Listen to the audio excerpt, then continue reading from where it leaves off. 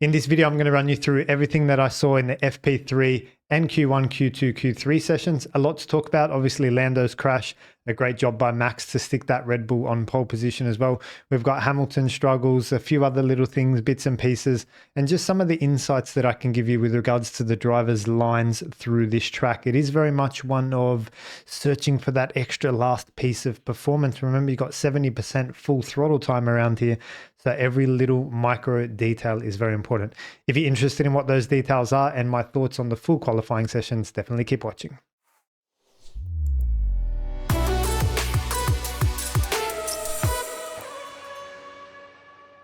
Welcome back to the channel, guys. My name is Martin. I'm a specialist technical coach and mentor for open formula drivers. Let's just start by FP3, and I'm not going to run you through everything that I saw in FP3, but some of the information that was coming my way as we were watching the track, as we were listening to the commentary as well. So I'm just going to glance at my notes. The first one is that Karun and Bernie started to talk about different brake types, brake brands, and brake compounds as well. And then Bernie said something very true and very interesting. She goes, there's so much more to be gained from driver confidence than any car setup change. I think that's the first time we've really heard that, like, broadly speaking, on the live broadcast.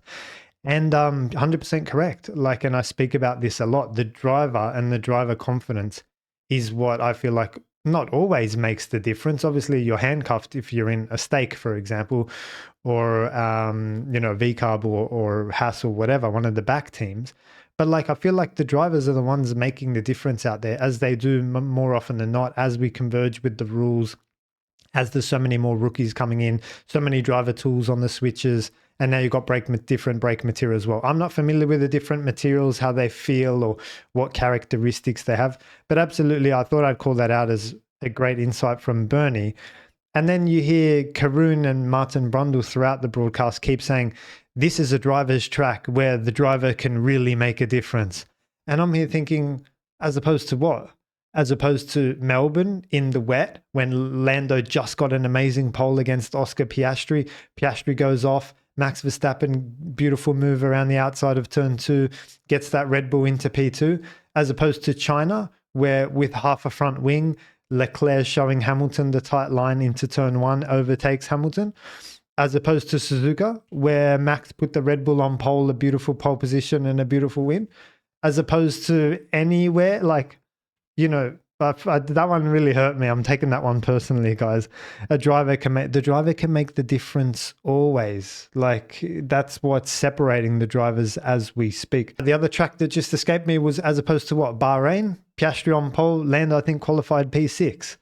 So like, it's all like, I don't know where these comments come from, honestly, guys. Like, and that's what I'm trying to do on this channel, is call out to you some of the misinformation, any garbage, any nonsense that we hear. As we go through, guys, this is going to be a little bit of a critical video, so strap yourselves in, because I just have to call it how I see it, like where the driver can make a difference. Actually, you've got 70% full throttle here. You'd argue the engine is the one making the difference, but I'm not going to go that far. The drivers are making the difference out here, as they will do in Monaco, as they will do in Baku, is that, like, it's just going to be like that. So don't listen to some of that stuff that you guys hear.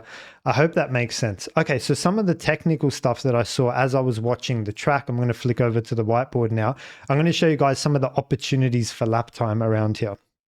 So turn 1 and 2. I spoke about it in the live stream. I said it's not really a chicane. Actually, as it turns out, they're carrying so much speed into 1 that it's actually an approach for 2. Now, here's the opportunity that I saw, which unfortunately no one used. It's this curb here at turn 2, as we hear dogs barking in the background. So they're coming through here into turn 1. The opportunity, I feel like, is here in turn 2. No one hooking their right front into the curb to help pull the car around and shortcut this turn 2 situation. What a lot of the drivers were doing was just going around 1 and really going around 2 with big armfuls of steering lock, trying to get the front to go around. I feel like hooking the right front in there would help. I don't know. Again, I'm calling this out as an opportunity throughout the track that I just didn't see anyone leverage. At least try. Now, this is what your practice sessions are for, guys. Try these things. And I'm not here to say one is more correct than the other, but you've got to keep your blinkers open for opportunities for lap time, because if you dig your right front into there and find a bit of grip, bang, you've found 2/10 like straight away. It's crazy the advantage that you can find. I want to just give you guys more information on this corner. In the live stream, I called that out as saying a long corner of constant radius. And I want to reframe that at the moment because this track map is not the best and it does look like a long corner of constant radius. But we saw a helicopter shot of the track and I got to see a nice shot of this. It's actually a long corner of increasing radius. And why that's significant and important is because a long corner of constant radius means front grip is going to be the most important thing. And a long corner of increasing radius means that traction is going to be the most important thing. Now, it is kind of a blend between the two. It does start off constant radius and then opens up to be increasing radius. So I feel like, yes, there's a little bit of front grip involved in the first instance. That's very important. But I also feel like traction is important as well. If you guys get a chance to see the helicopter shot or the actual shot of the racetrack here, you'll see what I mean. Where can you find increasing radius corners? In Spain, if you're wondering where to grab 2 or 3 of those types of corners. Okay, let's talk about the tight line and the straight line braking situation into turn 22. Some more information came my way. This is this one here. It kind of comes in like that and then boom, goes like that. And I said, well, you got 2 options here. You can just leave a little bit of space and carry it around and then flick the car in like that. Or what all of the drivers were doing, bar one, have some separation and then straight line the braking on the way in for better braking capacity. So Lewis Hamilton, he moved away from the green line. He moved more towards the red line today. I feel like he lost a little bit of his strength there. I'm going to talk about Max Verstappen here in qualifying because he was definitely taking the red line, exaggerating that straight line braking effect into here. And I felt like he didn't get a good run through turn 22. So I'll be curious to see how it looks at the data, how it looks on the data when we have a look at it. So the only driver left taking a form of the green line was Lando. So kudos to him for that. I think he was driving actually quite well in the end. And I think this wasn't a crash of technique. This was probably one more of mental mindset implications, just the way he's been talking to himself lately. I'm going to get onto that in Q3. Okay, so I would stand by the green line and I saw Hamilton move away from it, move more towards the straight line braking. I was disappointed to see that. Disappointed to see more, to not see more drivers try that line. Now, the other opportunity that I saw on the track was down into the final corner. You've got to remember this final corner, turn 27, it's got such a significant track width. And I'm going to explain to you why this is important. Let's say that on the way down into turn 27, it looks something like that. And I'm saying, well, there's a significant track width across here. So by you sweeping in from very far out, you are doing a lot of cornering and you're putting a lot of load through the outside front tire and you're also the outside rear tire, such that it's actually hard to get the car into this corner from this position. If I just exaggerate how this would look like at which point does the track become too wide, right? Like if I give you a track like that, are you still going to pitch the car in from so far, or does it become more feasible that you just want to get the car in like that? This is the whole tight line thing, right? This is what Peter refers to as short corners, and it's not short corners, it's just track width across here and tight line. So this is what I'm seeing out here at turn 27 is all of the drivers taking the green line and just wasting time trying to get the car. You want to get the car here at the apex, right? You're wasting so much time and so much energy trying to get the car in. I feel like the red or the orange line is the way to go. That is the tight line. That is a step inside of the normal racing line, like the green conventional line. And just getting the car a little bit earlier into the corner, you're going to look after your front right tire so much more. If you take that line, it's literally no loss. It's quicker and it's better for tire life. So I'm 100% sure that's the way to go. So I'd be taking one of these two. The orange line on the way in, maybe in qualifying to carry a little bit more speed. And in the race, I'd be getting to the apex as quickly as I can. There is a surplus of track width available here. You do not need to use all of it. And that's the definition of the tight line. So I hope that helps, guys. I just wanted to call out some opportunities around the racetrack. Okay, let's talk about Q1 for a second. Again, like I said, this video is going to be a little bit critical. So Alex Albon's lines through the whole section, really, I was not a big fan of, particularly through 14, 15, 16, 17, 18, 19, so the other half of the circuit. Now, if I can just explain to you what I saw, he's turning the wheel just excessively, like too much, and swinging load from one way to another, not letting the car just breathe and flow and glide through the racetrack as I think you need to do on this track. What it meant was he hit the wall twice with the left front. I think turn 4 was the first place he hit the wall with the front left, and turn 15 as well. I'll bring up the track map again, and I'm going to exaggerate for you what I saw. So let's say, for example, there's like a set of S's. Just giving you guys an example, right? What I saw Alex do was turn here, there, and then turn again. And there's so much like just steering work happening unnecessarily. What I would want Alex to do is just slice through, like just keep it. You see how that green line is just still goes through, but it's so much less work that has to be done. I just saw him putting in a lot of lock. Now, the areas I saw that was pretty much around this section of track, 15, 16, 17, 18, 19, 20, 21. And it just meant that there was always load on the car, one way or another way with the steering wheel. I just didn't like it. Anyway, he got out-qualified by Carlos Sainz, who I couldn't jump on board with and let you guys know whether he was doing this or not. All I can call out to you was this is what I saw going on with Alex Albon. It was a good job by Ollie Bearman to crack through into Q2. He's there in P11. I'm going to talk to him a bit later as well about some of the stuff I didn't like. Again, sorry, I know it's quite a critical video, but I'm going to talk about some of the way he was turning into the corners in Q2. But look, good job nevertheless to get through. I'm not sure what happened to Ocon, guys. We'll have to wait and see. But for the most part, like to see Doohan, Stroll, and the two stacks up pretty well for me. So that was Q1. Just while we're at it, I do want to glance the top speeds, particularly with regards to Max. So he's 335, which is healthy, but nothing outrageous. You've got 336 from both of the Ferraris as well. Okay, good. So I just wanted to check this off and say, was there a top speed helping Max? Not really by the looks of it. We're going to get onto him in Q2 and Q3 a little bit later. Okay, Q2 session. Now more criticism coming the way of Oscar Piastri. When we jumped on board with Oscar in Q2, it looked perfect. Like it was smooth, it was controlled, steering rates were beautiful, brakes, throttle, lines, everything looked great. Except for the fact that he was always leaving 2/10 on the table. He wasn't kind of just sending the car, throwing the car at the corner. And I say all that because we're in qualifying now and it's tight with Russell, Norris, Verstappen. Like it's competitive now. Like someone who risks a little bit more is going to be rewarded for that. So there's opportunities around the track for you to do this. Let me just take all this back. Okay, so where are some of the opportunities to throw the car at the racetrack? Here, 13's a big one. You come in with a lot of speed and a lot of downforce. You can literally, like, just a few downshifts, like combine a lot, brake and steer on the entry into turn 13. There's a lot of time to be gained on entry, and I am referring to the entries now that we talk about Oscar Piastri. 9 is another one. Just flicking the car through that right-hander, 9 and 10. There's a lot of opportunity there as well. But where I saw most of it was here, 16. Oscar was very passive in 16.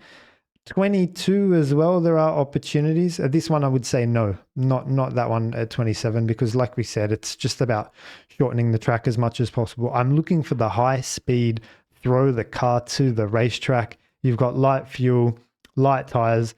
It's dry, it's 30 degrees, the track's like everything's good. The McLaren, the MCL 39, we're at the final reg of this year. The cars are amazing. So I think that Max's pole was largely one of confidence when the downforce is active. We spoke about this in the Thursday preview show, saying that, Max knows the strengths and weaknesses of the Red Bull, and he really turns up the dial when the downforce is active, like Suzuka, the same sort of thing. So anyway, my criticism is that Oscar, he's leaving time on the table. Yeah, everything looks beautiful. The technique is perfect. There's nothing I can't say any more than like raise the bar, Oscar, brake a little bit deeper, carry a little bit more speed in, get on the throttle a little bit earlier, release the brakes, get out of the brakes a little bit earlier as well. I think that was one of the call outs from Brundle in Q3, just as I check my notes and run onto that. He said at the start of Q3, it's about that extra last centimeter of entry, that extra 1 kilometer of apex speed here or there. And then he said, crucially as well, get out of the brake pedal earlier as well. That is like, do your braking quick and just flow the car through with speed. Good call out from Brundle. So kudos to Brundle for that. That's exactly what I think Piastri didn't do in Q2 and Q3. And I just jumped on board and saw him and I couldn't fault. I was like, everything looks great. It's just not, it's not like an electric lap as it needs to be around Jeddah in Q2 and Q3. Okay, I want to show you guys the dramas that I saw with Ollie Bearman in Q2. So similar to what Liam Lawson was doing in the Red Bull, if you guys have seen or not seen that video, I'm not sure, but his steering is not nice and progressive towards the apex of the corner. It's very much like turn and then you slide the front tires doing that. You probably slide the rear tires as well if the rear steps out. And then you've got to correct mid-corner and you just end up looking silly. You just end up looking like you're chopping away at the wheel, turning in once, opening the wheel again, turning in again. It's not a nice, smooth, sweeping arc of the steering like you'll see Max do. So let me show that to you guys now. All right, hopefully you can see it on the screen. So it's here, slows down, turn to turn, bang. There's a big armful of lock that just comes in there. And I'll take it back for you guys. I don't have a slow-mo on this one, sorry. What you're looking for is, yeah, this is so far so good. The consistent steering rate has been good up to this point. And then he's holding it. Perfect. And this is what I want him to do. Hold and wait. Does the car respond how you wanted it to respond? Do you need to put more lock? Like just see. At the moment, everything looks great. The car's trajectory looks great. I'd be holding this and adding it at the apex. Let's see when he adds the lock. Just before the apex, he's now doubled his steering lock. And it means that the back lets go. So now he's slid the front's on the way in and the back on the way out. That's the correct, that's fine. Now you don't know this, you can't see this, but the tire temperatures have just gone through the roof. It's going to be a struggle therefore for the rest of it. So now he's turning in 2 or 3 times into the next right-hander. Have a look at the wheel. He's missed the apex there, by the way, as well. He missed the apex there as well. He gets to that one, good. But like I said, the tires are hot. That was a very quick change of hands from left steering lock to right steering lock. I don't think he massaged the car that well. Again, watch the steering wheel. Very quick change of hands. Now on the exit, he's turning a few more times because the car's a bit unsettled. Yeah, left front on this curb's good. I like that. Turning in. Just, I'd like for him to maintain. Again, I think he's turned a few times there already. He's turning in again. I've seen him turn in 3 or 4 times into this corner.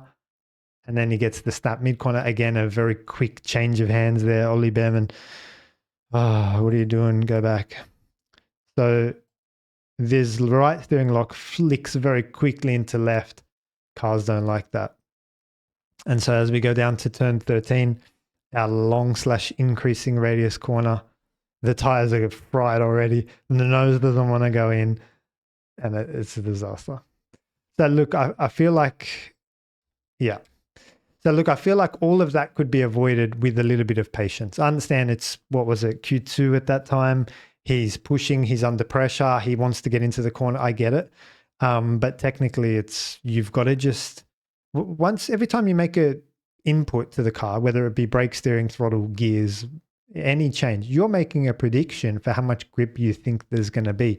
So what I would like to see Ollie do is make your initial turning, make your prediction, and just see where that lands you, whether or not. Have a little bit more patience on the entry to mid-corner.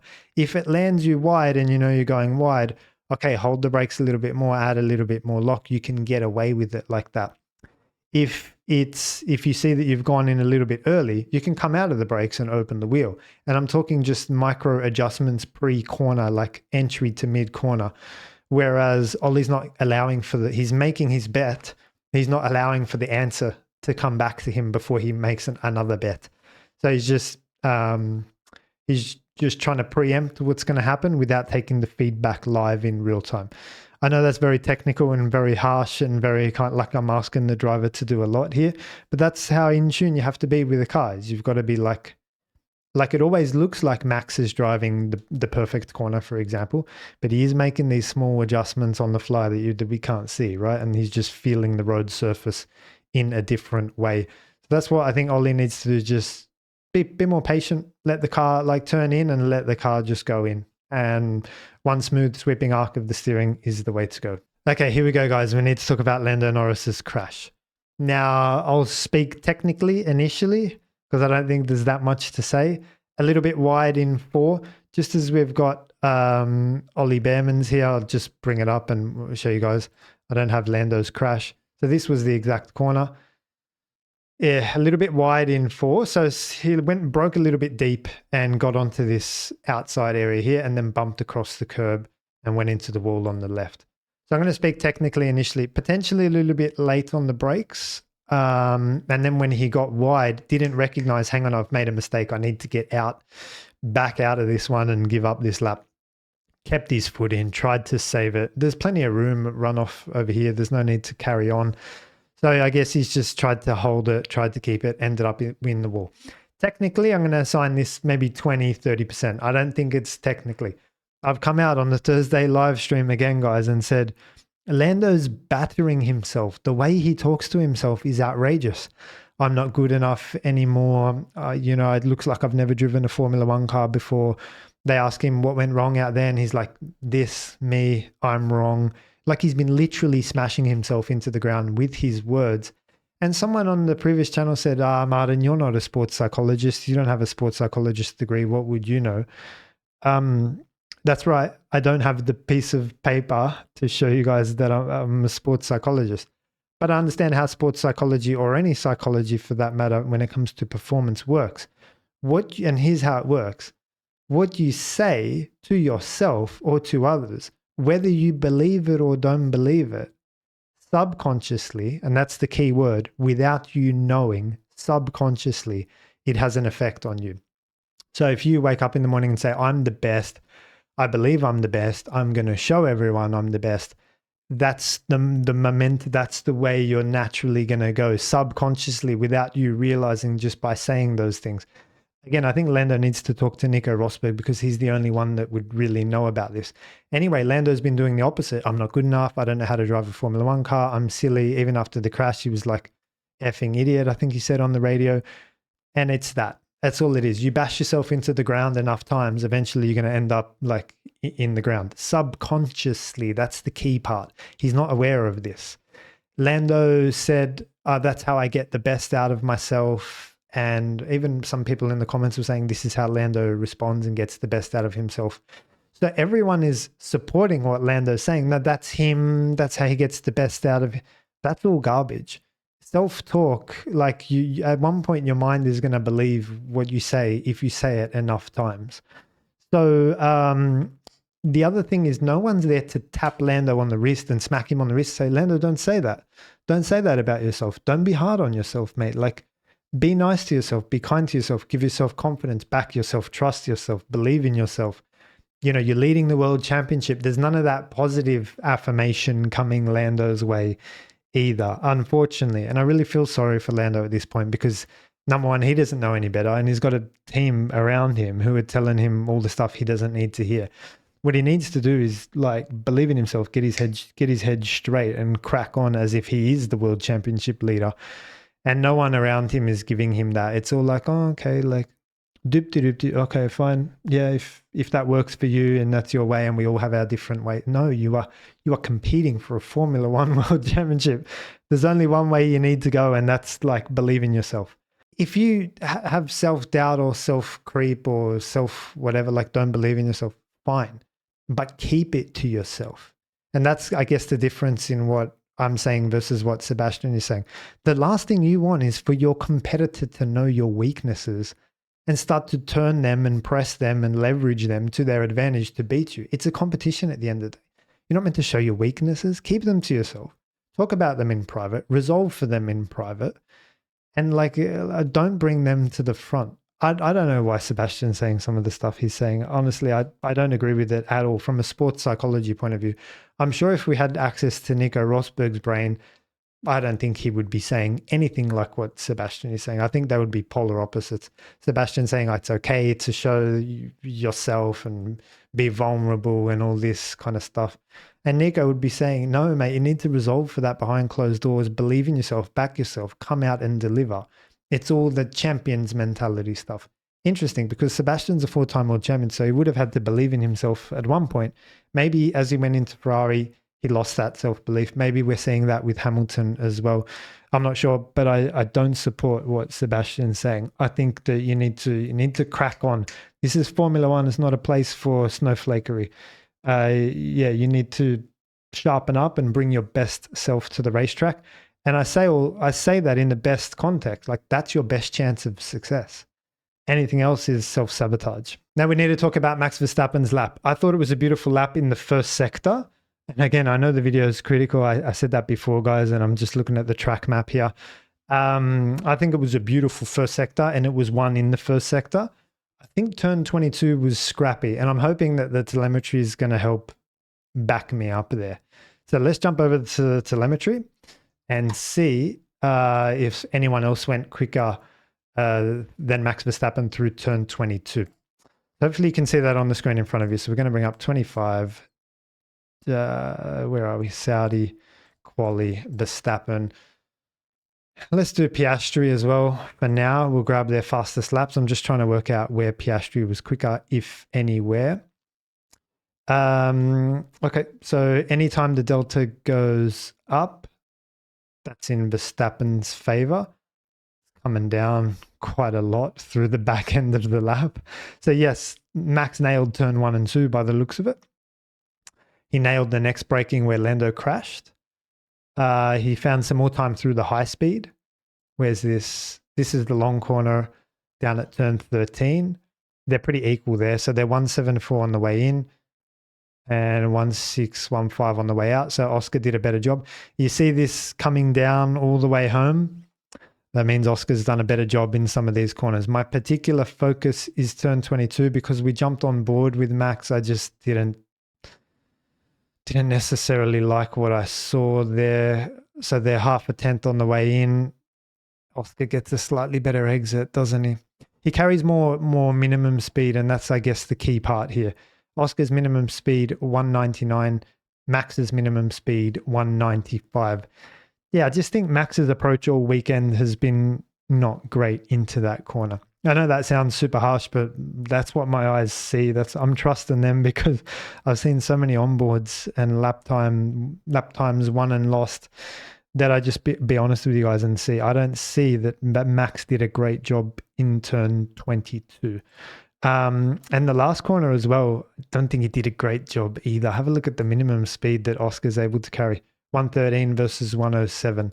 So I want to compare that against some other drivers because that's the only way I can convince myself and convince you guys as well that Max left. I think Max left time on the table, a lot of time on the table, and that's what I'm trying to show to you guys here.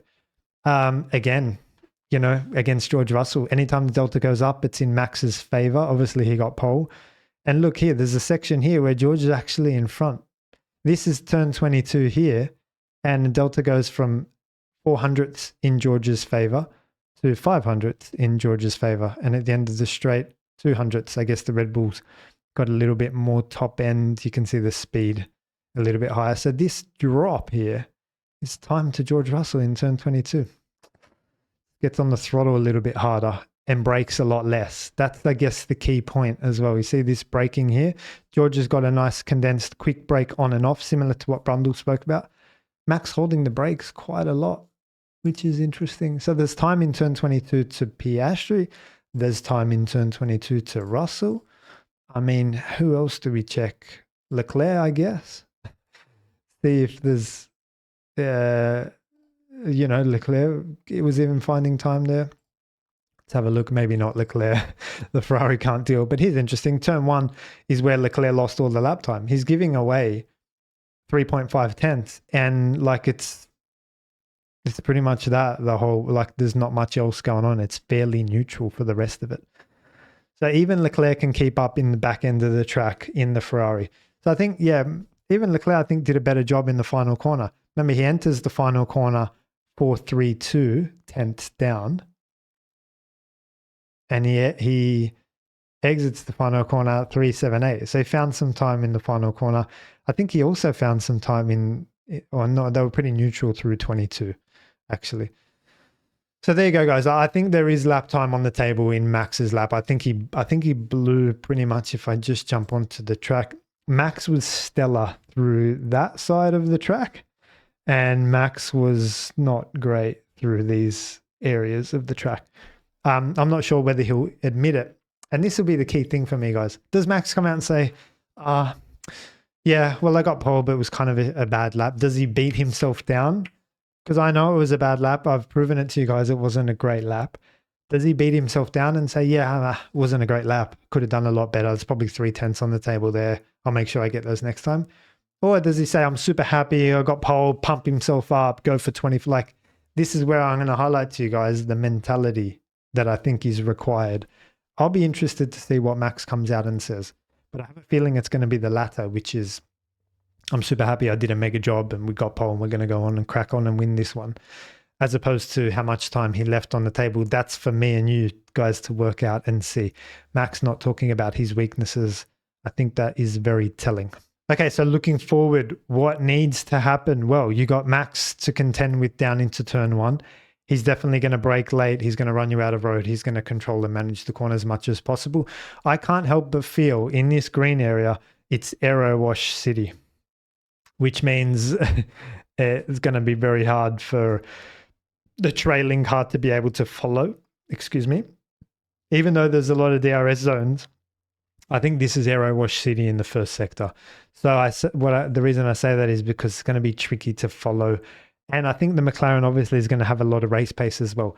So now that I think all the eyes turn to strategy, how can they get Oscar Piastri in some clean air? It's Suzuka all over again. How can they get Oscar Piastri in some clean air to be able to run free with that McLaren, put in some good laps and either overcut or undercut? That's surely the way to go. That's what I'm looking for in this Grand Prix.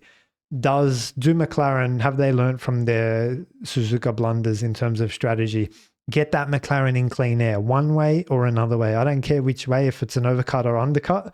That McLaren's got to find some clean air, and then maybe we'll see a race between Piastri and Verstappen. If they follow him into the pit lane, like Max pits, and Piastri follows him in, you're destined to lose. That's what they did in Suzuka.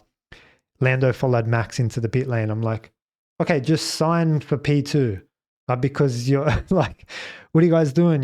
Get out there and compete. So I want to see the McLaren run free at one point. Hopefully McLaren have learnt from their strategic blunders in Silverstone.